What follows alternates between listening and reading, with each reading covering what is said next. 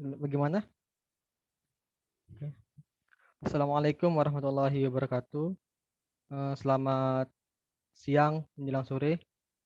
Perkenalkan kami dari kelompok 1A yang beranggotakan yang pertama itu ada Reni Khusnul Khotimah dengan NIM 3006, yang kedua itu ada Nabilah Salsabila dengan NIM 3014, yang ketiga itu ada Sami Wultom dengan NIM 3077, dan yang terakhir itu ada saya sendiri Ahmad Adi Setiawan dengan NIM 3079. Next.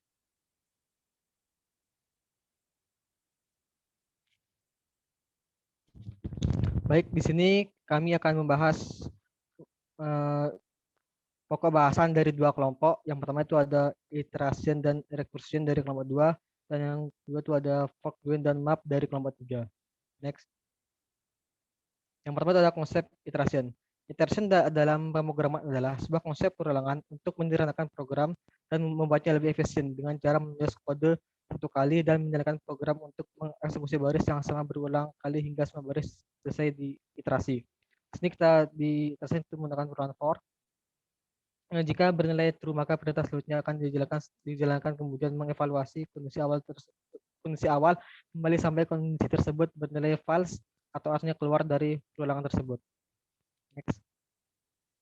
Ini ada konsep dasar itu, yang pertama itu ada start, lalu kita kayak masukkan looping, lalu ada while condition, dan di while condition itu ada dua cabangan, ada false dan ada true.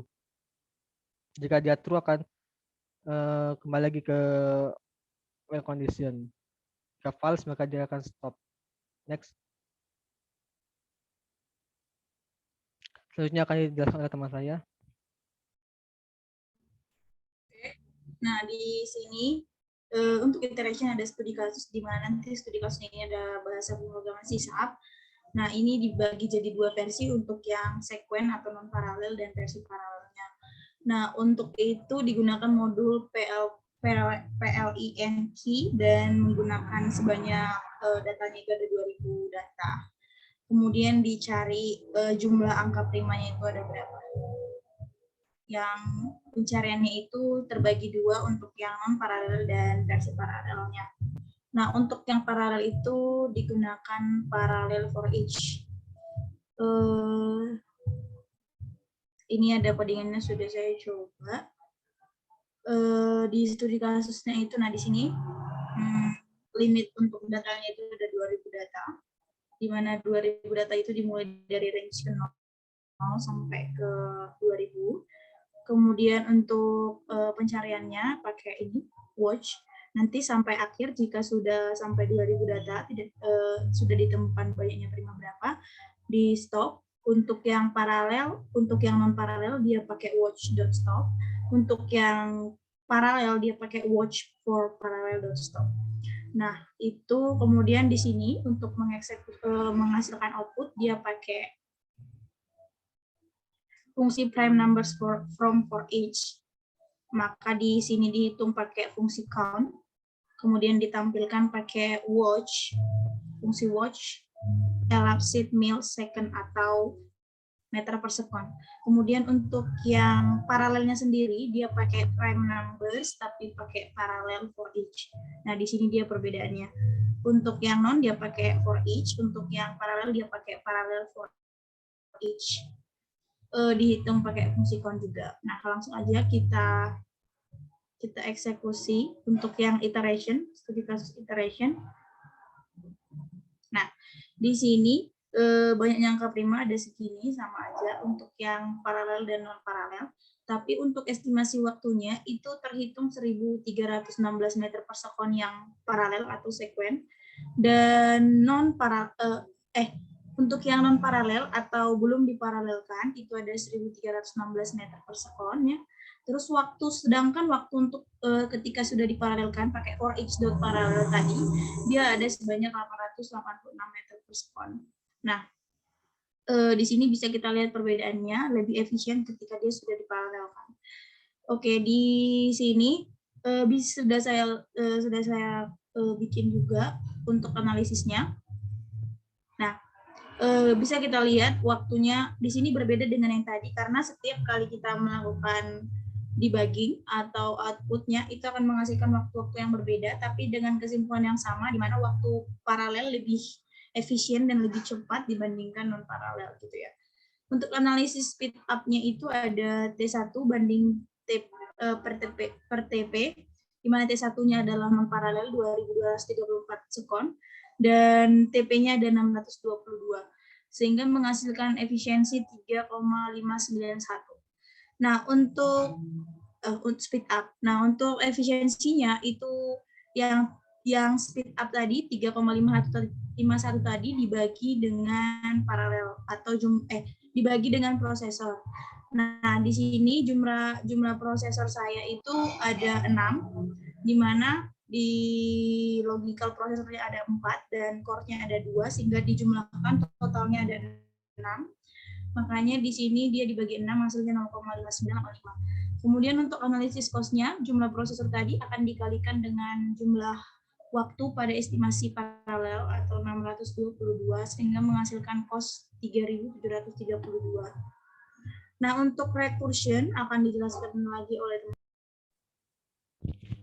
Baik, untuk konsep recursion itu adalah pemanggilan fungsi ke dirinya sendiri dan kemungkinan terus memanggil dirinya sendiri tanpa batas. Itu juga dia akan berhenti jika kondisi tertentu terpenuhi. Ini melakukan perulangan if dan else. Itu adapun teknik rekursif itu merupakan salah satu cara pembuatan algoritma dengan pemanggilan prosedur atau fungsion yang sama. Ada juga variabel lokal baru dan program akan menjadi lebih sederhana. Next.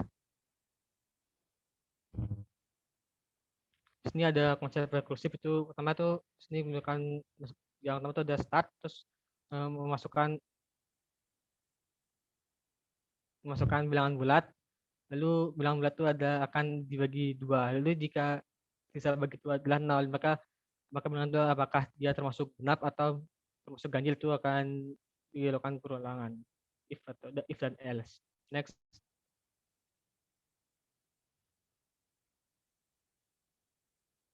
Selanjutnya akan dijelaskan oleh teman saya Sami Gultom. Nah, untuk recursion sendiri itu sama aja, studi kasusnya sama aja kayak menggunakan 2000 data, tapi ini menggunakan quicksort atau disorting terlebih dahulu dengan metode quicksort.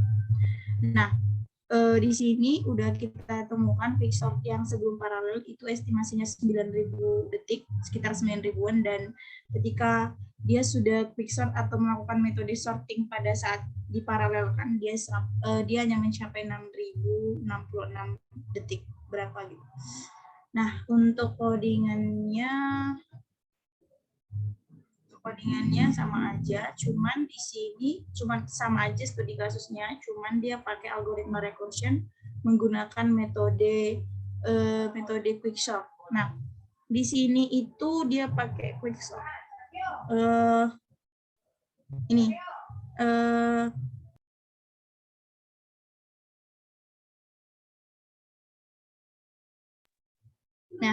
dia pakai quicksort sehingga ketika quicksort ini artinya di sorting atau di swap di sini, di swap datanya demi data sampai ke 2000 data atau I++, dia akan bertambah setiap ke kanan. Nah, di sini AI akan disimpan ke dalam AJ. Jika nanti ditemukan, AJ akan di swap atau dipindahkan gitu. Nah, untuk paralel sendiri bisa kita lihat hasilnya di sini.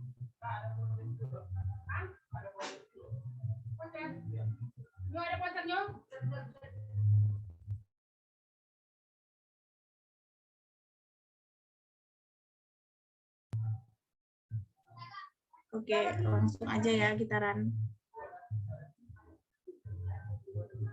Nah, untuk recursion itu akan disorting terlebih dahulu kayak yang tadi saya sudah jelaskan.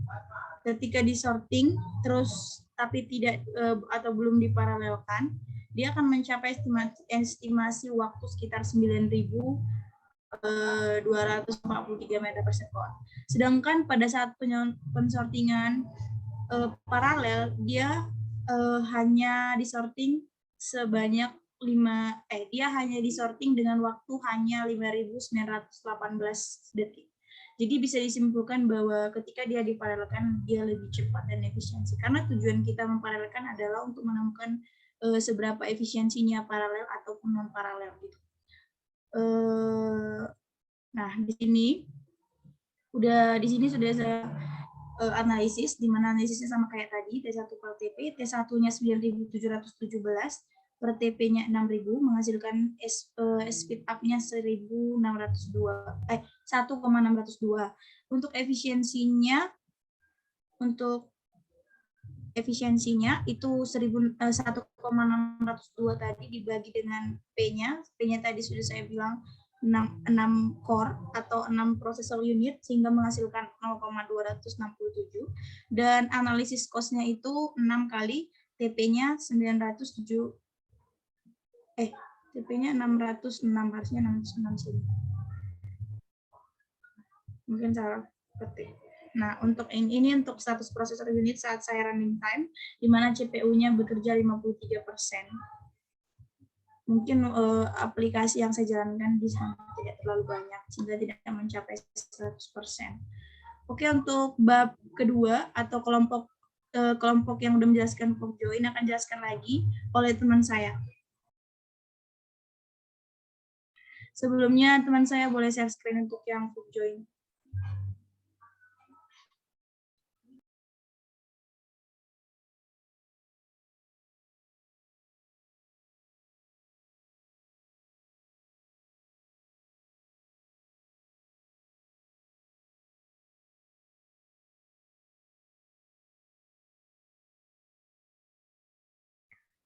Di sini ada pengertian dari fork join yang dimana fork join itu digunakan untuk memecah dari behavior menjadi activity ataupun action secara paralel. Kemudian join ini adalah penggabungan yang digunakan untuk menghubungkan kembali activity dengan action secara paralel.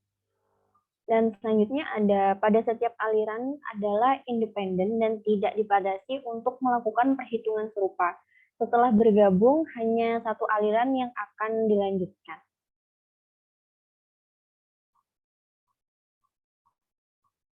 Kemudian di sini ada contoh dari fork join. Yang pertama ada penerapan pada garbu, di mana gigi garbu tersebut dipecah menjadi beberapa gigi yang memiliki fungsi yang sama. Kedua ada penerapan pada pengolahan limbah, yang mana dengan mengalirkan beberapa limbah dari beberapa daerah ke tempat pengolahan limbah.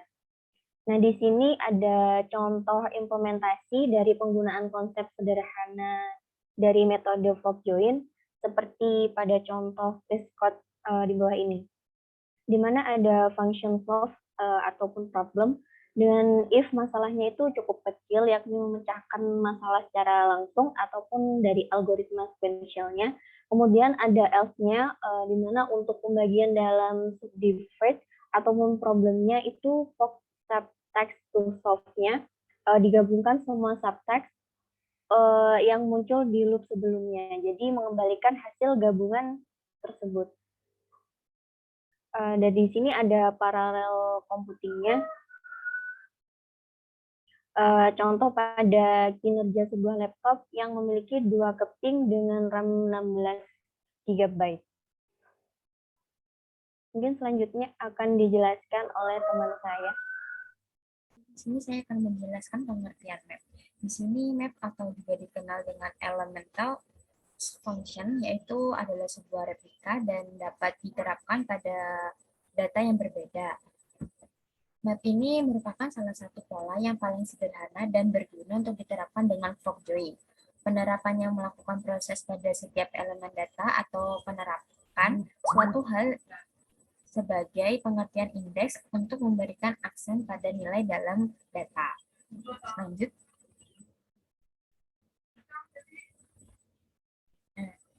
Pada contoh kasus pada map, yaitu di sini kita memiliki 1000 data yang akan kita bandingkan kecepatannya dengan proses single dan paralel.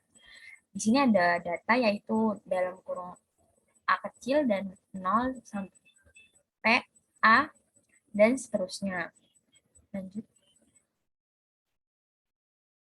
Nah, di sini sudah terdapat kode pemrograman yang berada di kelompok 3. Jadi saya akan mengambil hasil codingannya seperti ini. Lanjut. Nah, ini adalah hasil codingan dari kode sebelumnya. Jadi itu hasil waktu singlenya adalah 0,075 dan seterusnya. Lalu hasil waktu paralelnya adalah 4,4. Nah, untuk analis speed up-nya dan efisiensi dan cost-nya adalah di sini adalah speed up yang dimana SP sama dengan T1 per TP, yaitu T1 merupakan lama waktu eksekusi pada single prosesor dan TP adalah lama waktu eksekusi pada P prosesor. Jadi di sini saya menggunakan laptop si Samyup Bulto. Jadi hasilnya adalah hasil dari SP atau speed up adalah 1000,602. Lalu untuk efisiensinya adalah EP SP per P, yaitu SP merupakan hasil speed up dan P adalah banyaknya prosesor yang digunakan.